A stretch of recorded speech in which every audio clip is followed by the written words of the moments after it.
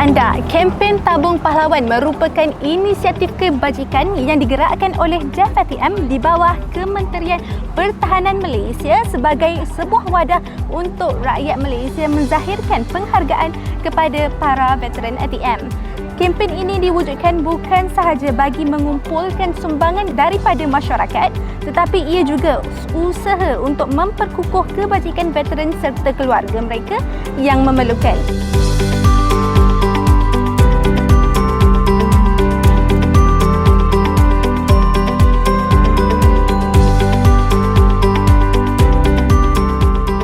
Hari ini kami berada di Universiti Islam Antarabangsa Sultan Abdul Halim Muazzam Shah Unisham Kuala Ketel Kedah bersempena dengan program kesedaran dan kick-off kempen Tabung Pahlawan 2026-2027 yang menjadi titik permulaan kepada usaha menyemarakkan lagi budaya menghargai jasa pahlawan negara.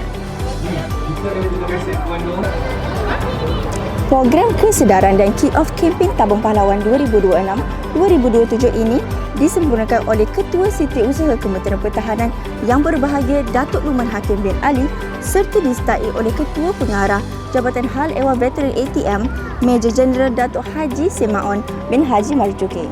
Penganjurannya mencerminkan komitmen berterusan kerajaan dalam memperkukuh kempen Tabung Pahlawan sebagai wadah menghargai jasa veteran ATM.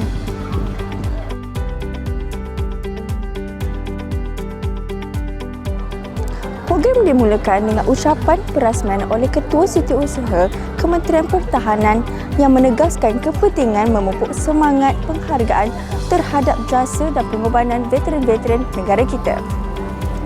Majlis kemudiannya diteruskan dengan gimmick kick-off kempen Tabung Pahlawan 2026-2027 disusuli dengan aksi free fall yang membawa simbolik keberanian, semangat juang dan pengorbanan anggota Angkatan Tentera Malaysia dalam mempertahankan negara kita.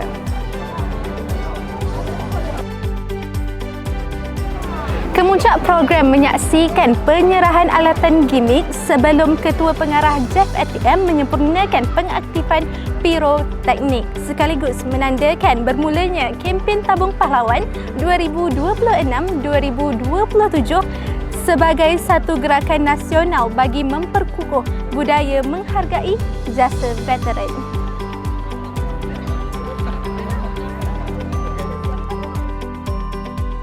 Program kesedaran dan kick-off kempen Tabung Pahlawan hari ini membuktikan komitmen berterusan dalam menjaga kebajikan veteran ATM. Selain itu, ia turut menyemai kesedaran masyarakat agar terus menghargai pahlawan kita.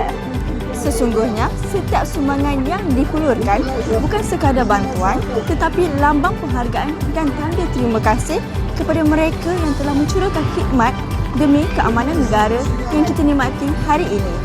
Jadi marilah kita bersama-sama menyokong kempen Tabung Pahlawan kerana setiap ringgit yang anda sumbangkan mampu memberi sinar harapan kepada veteran yang memerlukan. RM1, satu rakyat, demi pahlawanku. #ini gelombang penghargaan. Demi pahlawan.